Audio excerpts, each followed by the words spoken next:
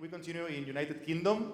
This time, the presenters will make some kind of game, so you have to be very, very aware of that because there's a rules. And I'm introducing here Robin Cramp and Alex Nelson. Robin Cramp is the Industry Engagement Manager for the BBC's Digital Innovation Initiative Connected Studio. Established in 2012, Connected Studio has become the rapid development process for the organization, designed to solve a wide variety of innovation challenges, delivering new and valuable experiences for BBC audiences through piloting new technical and editorial ideas. Alex Nelson, on the other hand, after spending the last 15 years as a user experience designer for global brands in the UK and Australia, joined the BBC Connected Studio as creative director for UX and design, where has been bringing to life a vision for the public to get early access to our experimental technologies and storytelling experiences as BBC Taster that they are presenting today here. Alex also ran Forum 55, a collaborative blog showcasing animation design, illustration, and photography from around the world. Thanks for being here, guys, and stage is yours. An applause for them, please. Hello. Yeah, okay. Hola, Barcelona. Hey!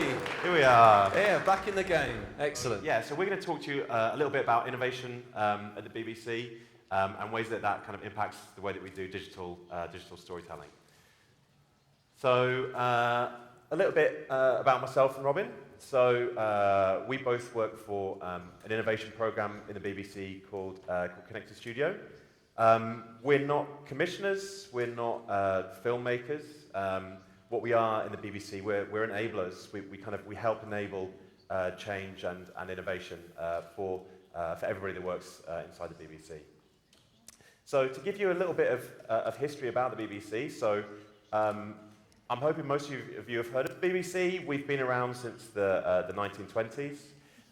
We're a public service broadcaster, and we were set up in the 20s with the public purpose to inform, to educate, and to entertain. And those are still the values that kind of we hold dear and we adhere to the present day. And we have quite a rich history in innovation. So in the 1970s, we invented CFAX, which was a TV teletext service. For me, this was really exciting. This was like the internet before we even had the internet. You had all this information kind of there at your fingertips. It was pretty amazing. And this technology we then released out into the world, and it was picked up around Europe and over in America as well. And moving forward to present day, we've started looking at technologies such as wearables. So this is something called Playlister. Robin has a prototype with him. Yeah, we've got a demo thing in the bag. So essentially, this is a wearable piece of technology that interacts with Playlister platform. So in the UK, that's where radio programs, music that's played out on channels, you can actually add them to a playlist, and then you can obviously export those to various music platforms like Spotify, Deezer, YouTube, etc. So we've got a demo, certainly show you that in action working, for sure. Yeah. And so that's kind of technology. If we think about content innovation at the BBC, so this is a clip from Monty Python. So this ran in the 60s and 70s, and it was completely innovative, not only in the content of it and the humor in it, but also the format. You know, they kind of mixed in live action with animation in a really unique way. Moving forward to modern day, this is something called Our World War, which was an interactive drama that we released last year alongside a TV series, which puts you in the position of a sergeant in World War I, and lets you kind of make some of the decisions that people would have to make in that period. So although we're doing innovation, we're kind of obviously really aware that there's a lot of change within the media landscape. Obviously, Netflix is completely changing the way that people consume content and kind of binge watch TV series. And then we've got things like virtual reality, which something I'm personally very interested in. We've got whole new ways of experiencing content that just never existed before. How on earth do you make stuff for this? That's awesome. And when you think about one of our big products within the BBC, iPlayer is our online digital on-demand video service. To maintain a product like this, which it has to work across 30 different operating systems, across hundreds and hundreds of different devices, you end up with a really big roadmap in terms of how that product should evolve. And that roadmap is really big and complex. And if you want to try and innovate, to try and go off-road with that, it becomes a really, really difficult thing to do. And this is one of the things that we've learned along the way, is that innovation is really hard, and it's okay to admit that. That's totally fine. And Robin's now going to talk about a few ways that we've kind of historically experimented with innovation. Yeah. Thanks, Alex. So Alex has sort of set the scene with how the BBC lays out in its current day, a piece with how difficult it can be with different innovation techniques. So the BBC's dabbled in innovation in the past, and I think the theme that we're getting at here is actually in a way that innovation never sort of ends, so it just keeps moving, essentially. So what have I pressed? Have I broken it? Oh, I didn't see that. Right. Oh, there it is. Excellent. Like that one there. Okay. So the BBC, like I say, dabbled in innovation in the past. So back in around about 2005, we did this program, which is BBC Innovation Labs. So again, getting ideas, working with the external digital industry within the UK. This one in 2005, lovely mug there that was part of that. Around the same sort of time, another program. So the first one, very much around the content strands of things. Backstage, 2005 through to 2011, very much, in the name. Backstage, opening up, the technology is actually opening up the gateways into sort of like the APIs to connect it in to the BBC that wasn't done before.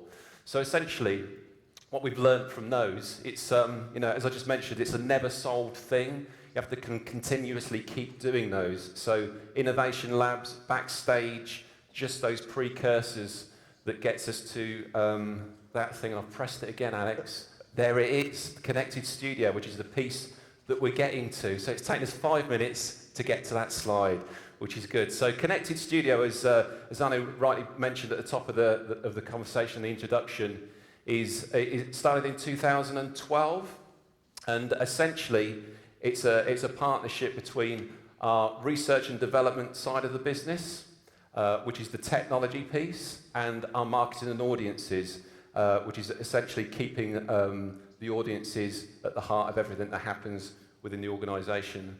So if you see, it's the voices and the understanding on that audience side of things, and very much the access to the tech of the future, and that nice partnership that comes together with those there.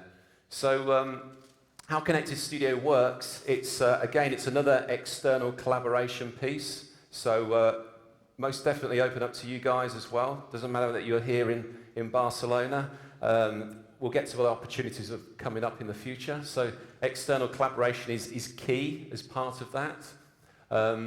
The nice abilities within Connected Studio is it's that safe place to take those risks as well. It's because it's away from the core of what the BBC does. We're not shy in taking those risks and not being shy to fail fast, in quotes there.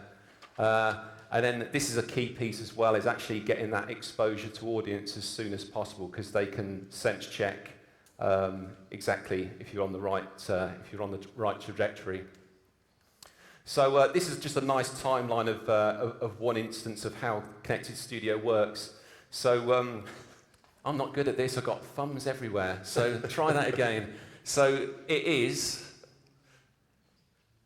that, it's a brief. So the core thing we've always found actually, and this is where probably some of the shortcomings of the previous things that we've done with the innovation labs, what was found with that is actually when you do things in isolation and then you try and plug them back into the BBC, it doesn't necessarily work.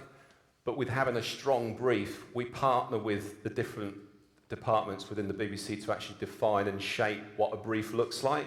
So not only can you bring out the things that you're looking for, you can actually extract anything that you're not. So the things that are good, strong brief is key, is the thing.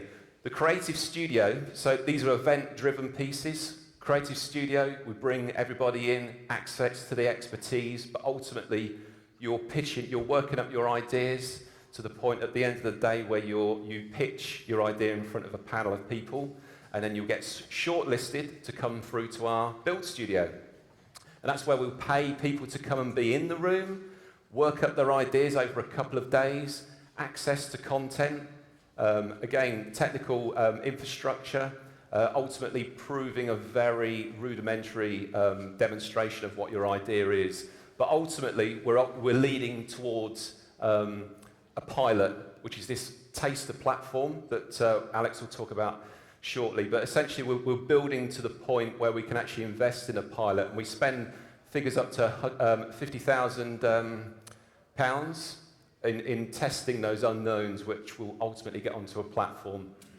And if you see right at the very top there, the audience input and insight goes through in each of those every stages. And at each stage, we sense check that with the audience, as I've mentioned before. And then the extra line here is once we've done that, it's all of that learnings and insights that we can take and plug back into the BBC. So not just those pilots that we've done, but also wider learnings that can be shared across the different teams across the BBC. So quick snapshot of some numbers. These are since 2012 to date. So those are those briefs, 26 of those briefs we've done, 102 of those workshops and events related around that, 796 ideas pitched, which ultimately translates into 53 of those fully funded pilots that we've done. So as we sort of, since 2012, we've become more established within the BBC. So now we have a sort of internal phrase where it's much more of a global first type initiative that we look at now. So we've done some pieces very recently down in South Africa, in Nairobi, in Cape Town.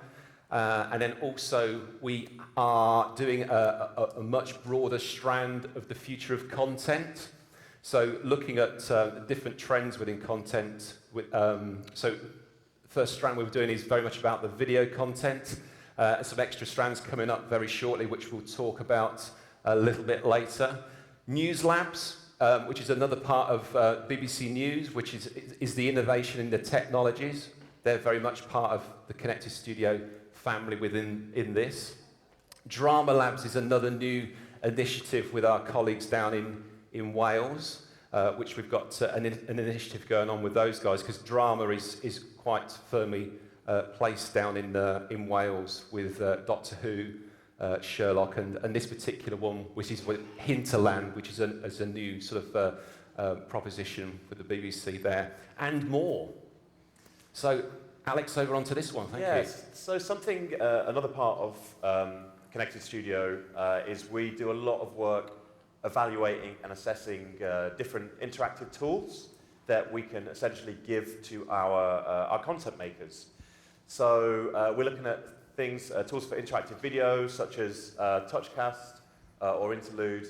And we're also really interested in CNET is kind of one technology that we're just starting to play with, which is all around user-generated content and putting production tools in the hand of our audiences, kind of on site in kind of news events or in concerts, for example. And something that we've learned from this is that if you give linear content makers these interactive production suites and actually just get them to try making stuff to it, to experiment, you'll find the first kind of one or two things that they make, they might not be amazing, but they learn really, really quickly. It's a really quick way of actually upskilling those traditionally linear content makers. So what we're going to do right now is just talk to you about one of the briefs that we've worked through, that we've received from inside the BBC recently, and we've run as a Connected Studio project. And this is for One Planet. So this is some exclusive footage of the new BBC Natural History Unit documentary.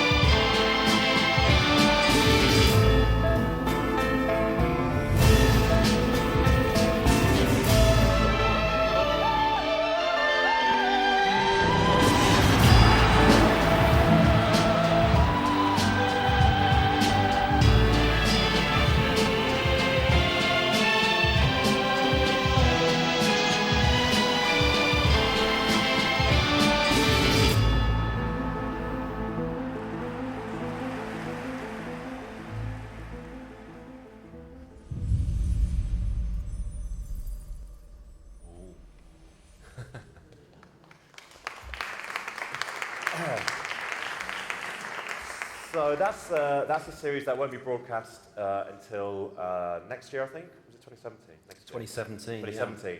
Yeah. So that's some really early cuts of some of the footage that we've got there.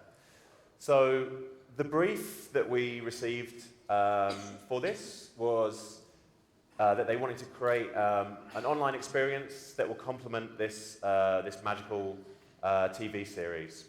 So kind of that's the brief that we received as Connected Studio, and what we really wanted to do is to try and give you guys a little bit of a flavour of how we run a Connected Studio and how we kind of get the audience involved in that.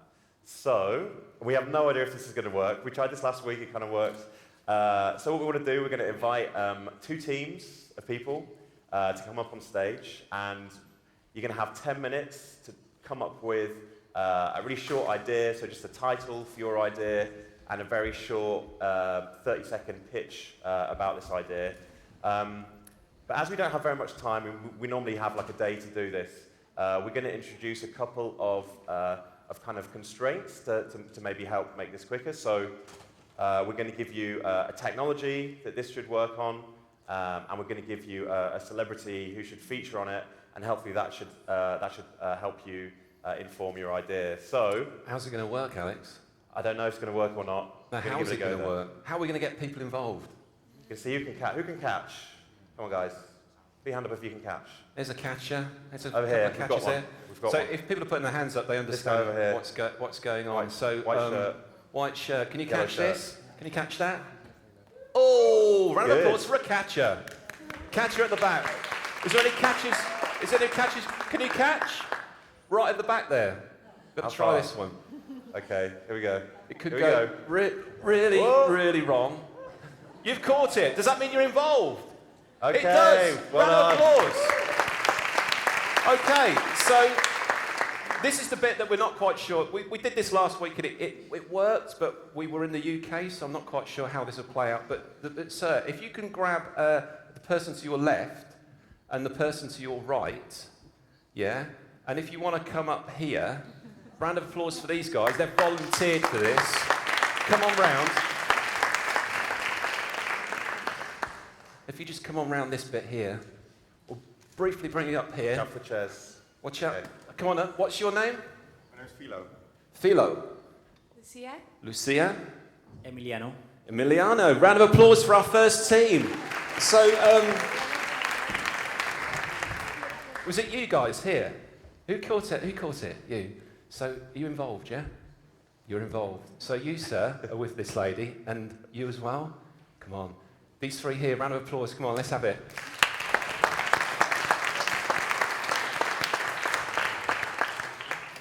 Come on down. It's all good. Come with me. This works, doesn't it? What are you thinking, Alex? It's all right, isn't it? Good. Yeah, come on down. Round of applause again. Let's have it. Oh, yes.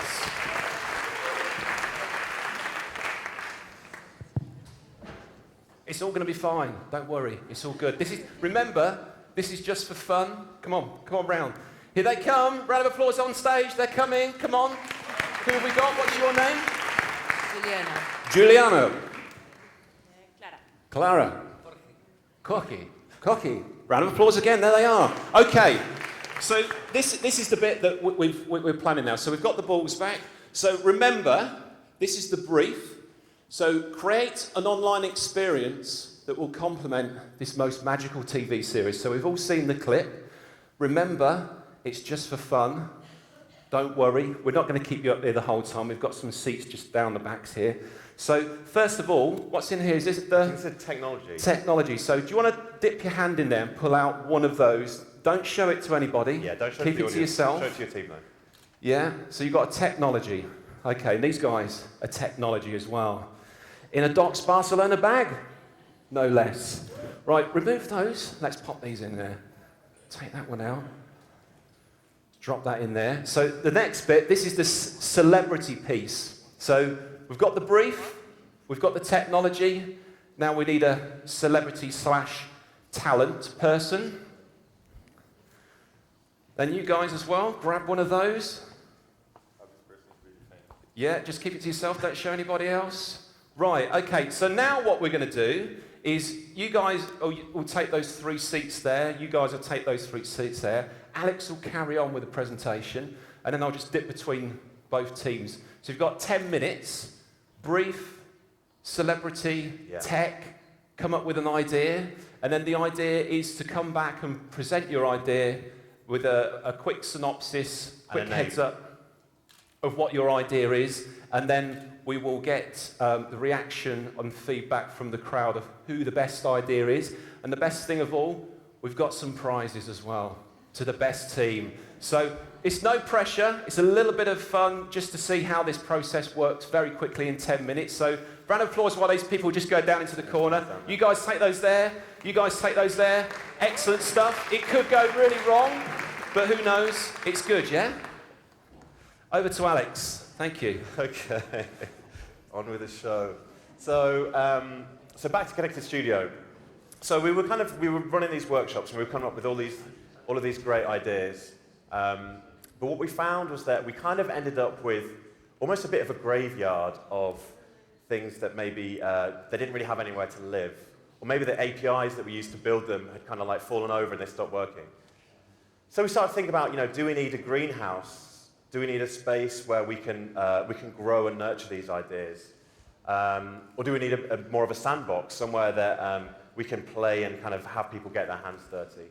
And the thing we learned that to really make this innovation stick within the BBC, we needed this safe place to take risks and where failure is okay and we can learn from that. Which is where BBC Taster comes in. So BBC Taster is a new online platform which is really trying to make innovation more open at the BBC. And when we first started thinking this, we looked at who else was doing it. I mean, there might be people there that you recognize, like Kickstarter or Mozilla Labs.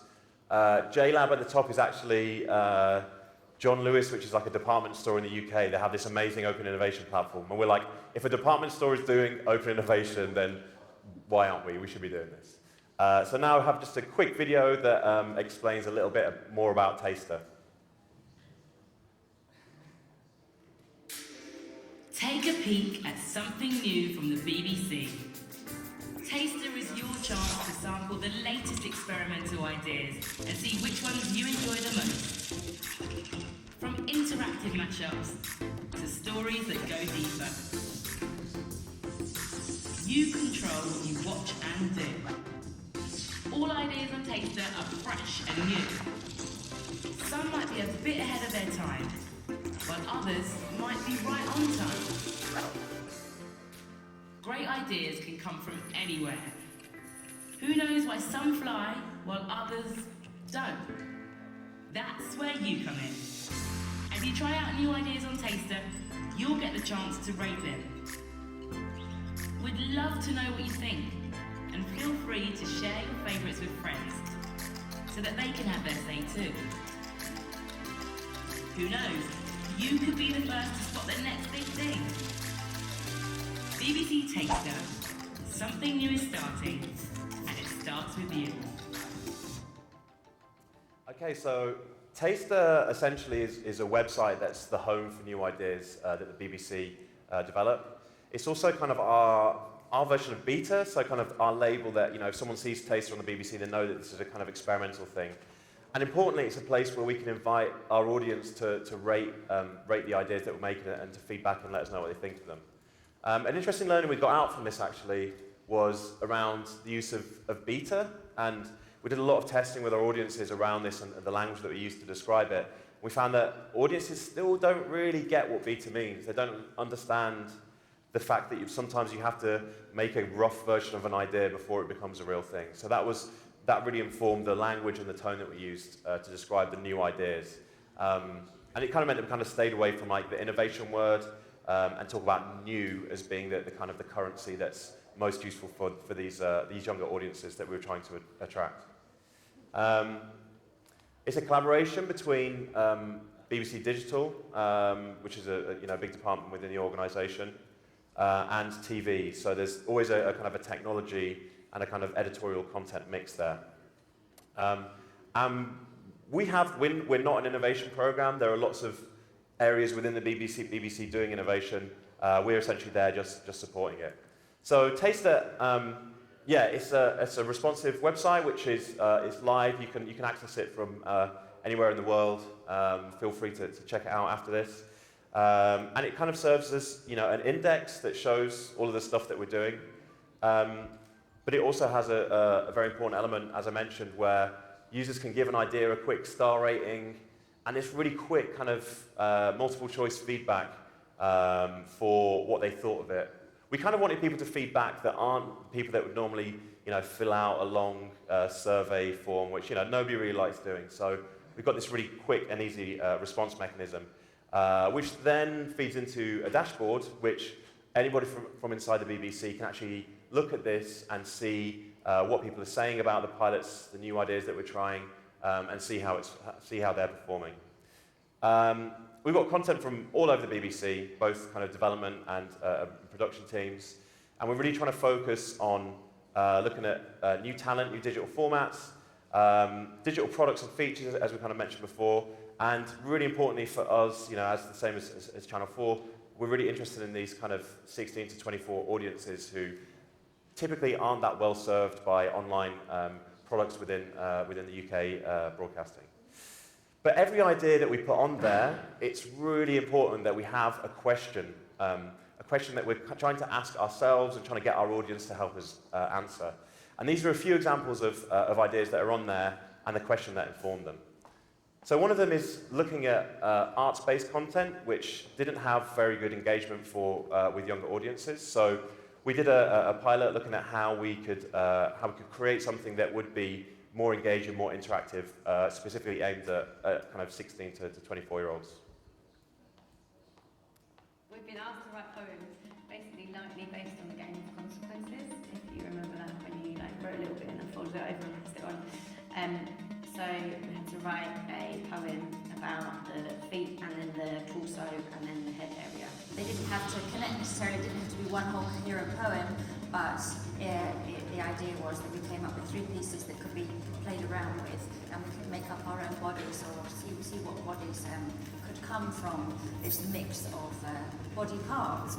I think the idea of an interactive poem is really interesting and actually quite novel, especially because I think a lot of contemporary poetry kind of often involves the idea of strange or unexpected juxtapositions, which this project actually aims to create intentionally. My personal opinion on the project is really exciting. I love the fact that the BBC is trying to do something new with poetry. There was a line about the limitless possibilities of writing, and that would be demonstrated by this project, by this idea. But like the idea of being cut up, like my words will be being cut up and made into some sort of fake poetry monster by people online. It's just to have fun, really, just to have fun and interact with poetry in a different way. And they enjoy it. That's the main thing. So the result of this project was an interactive video where you could take these slices of different body parts and different parts of poems from these artists, and then you could combine them into your own personal poem. And there was over 300 different combinations at the end of a kind of a complete body and a complete poem that people could own and then share. So the audience becomes part of that creative process. Also with arts-based content, we were kind of looking at how we could allow people to create their own narratives and their own, I guess, kind of understanding of arts by choosing different paths using non-linear video.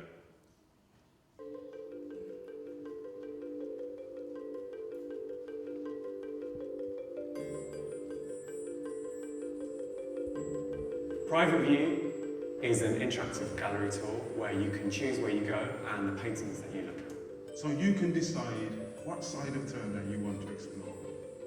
Master or Maverick?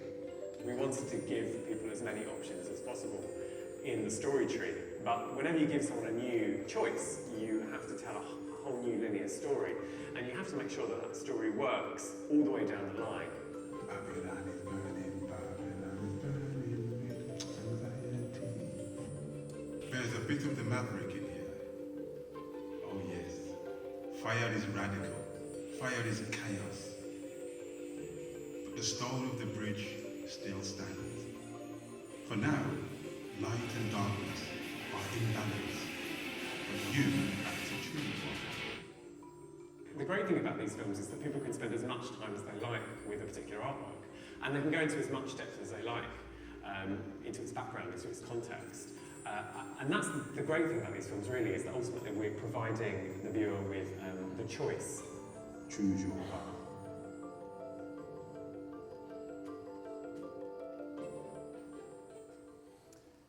path. We also looked at kind of looking at a musical context in terms of, if there's a really cool exclusive content, how do we get the nation to be able to attend that in a way that's unique and let them build their own kind of experience within it. So we sent a film crew down to a concert at the Brixton Academy in London to film Run the Jewels, and they created this pretty cool interactive video at the end of it.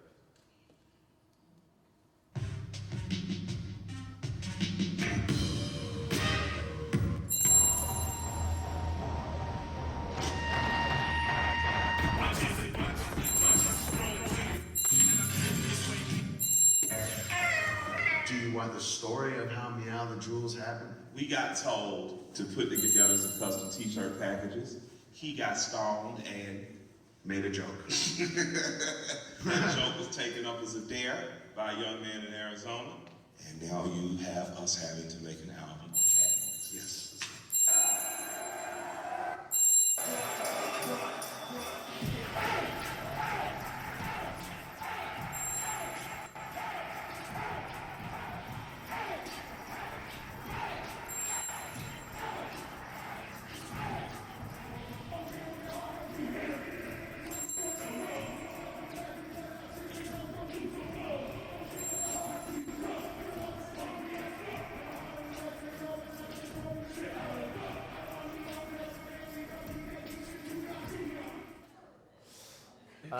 So yeah, that was Run the Jewels, and something we learned from that is, we've done all these kind of interactive video pieces, but it's really hard to get this stuff to work on mobile, which for us, trying to reach younger audiences becomes a real challenge.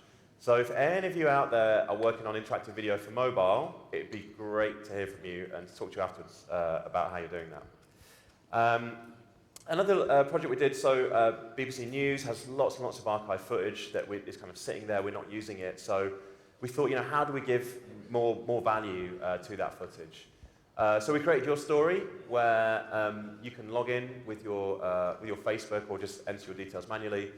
And what it then does is it pulls together a timeline using BBC archive news material, and it shows you the timeline of your life. What is the history that was happening throughout your life. So everybody gets a really personal experience. They see all of those moments that they remember, that kind of reminds them of when they were a kid or growing up. And it's something that they can then go out and share.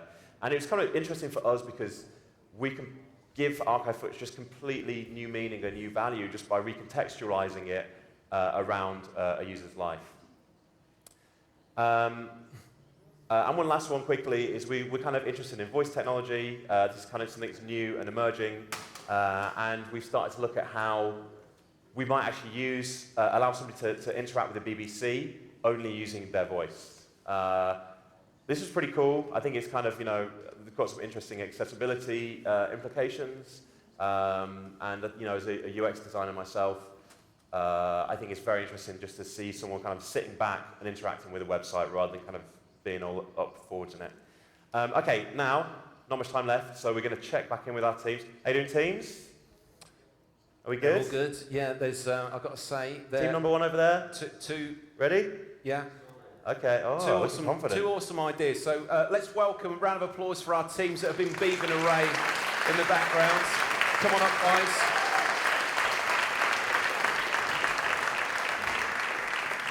So we've got team names. We're just going to go for Team A and Team B. And you've got a team name. Okay, they've got a team name. They've upped the bar already. Okay, so if we go with you guys first. So here's a microphone. So remember, this was that One Planet brief. And if you want to say what your technology was, what was your technology that you had? It's wearables into the mic. wearable. Wearables. And who was your celebrity person? Elton John. Elton John. So the One Planet brief with wearable technology with Elton John. What was your big idea? Okay, I mean, it was just 10 minutes, so we thought about in some application that, I mean, everybody now is going to run. Sorry, my English not easy. I mean, a lot of people now is going to run every evening and whatever. So we decided an application to help you run, and then it's gonna be something you can put in your mobile phone with Elton John music. There's going to be some Elton John music in there involved. What we just talked was there is this application and there's a wearable, you know, the one that do you use when you go running or something or any other activity. Well, you're going to choose an animal, one of these One Planet animals, in which you get inspiration for when you're doing exercise. And depending on that animal and exercise you're doing, you're going to receive a playlist based on Elton John's inspiration. The application is named Cocodrilo Rock, just as a song. Excellent. Okay. And hold your applause. Wait. Hold your applause. So what was formerly known as Team A, what was your idea? So initially you got your technology was what? Interactive video. Interactive video with Oprah Winfrey. Oprah Winfrey. So One Planet brief, interactive video, Oprah Winfrey. What's the big idea? We're called the world's dangerous pet. Basically what happens is that users around the world will submit 1-minute videos of their dangerous pets, doing different things, but most essentially they eat something. In this interactive video experience, you'll be able to give several commands, like sit, or eat, or attack, all those kind of things. And we'll tally up throughout the global experiences online which of the animals has been given the eat command most often. And then this all culminates into a big live broadcast on iPlayer with Oprah Winfrey being live eaten by that animal. That's it. Okay. Excellent. I say two very interesting and different ideas. So we don't want to judge this. So you might have noticed the clapper meter, and I think it's a live thing. So how's this going to work, Alex? Very quickly. So we're going to point at the team. We're going to be quiet so we don't influence it. Point at the team. You guys clap, and then we stop. Then point at the next team, and then you clap, and then we stop. Okay. Okay. Let's So do it. really quiet though. Ready?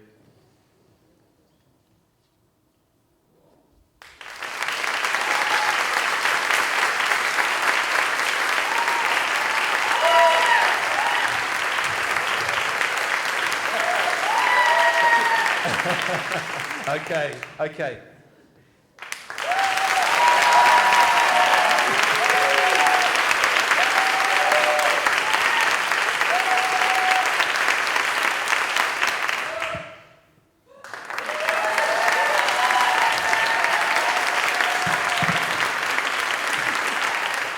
I think the clapper meter has spoken. I think we have a winner here. Round of applause. Okay. So we have some prizes as well. I bought these on the way down, and I think it's the best thing that I've possibly found ever. Dream catchers. Everybody captures a dream. Your dreams are real. You've just got to capture those things. There's a dream catcher. There you go, and there's a dream catcher for you as well. One of them's actually broken. I don't know which one, but all right, there you go. We've got to wrap up now, but thank you very much, guys. That was all quite good fun, but one thing that taught us that what you guys think really matters. That's something that we're trying to do at the BBC. We've run out of time, so there's no time for questions, but we'll be around at the end. Come and chat to us if you've got any questions at all, and we can speak to you about Future of Content, which is a program of Connected Studio events that we'd like to invite you to attend. So thank you very much, Barcelona. Thank you. Thanks, guys. Thank you very much. Cheers.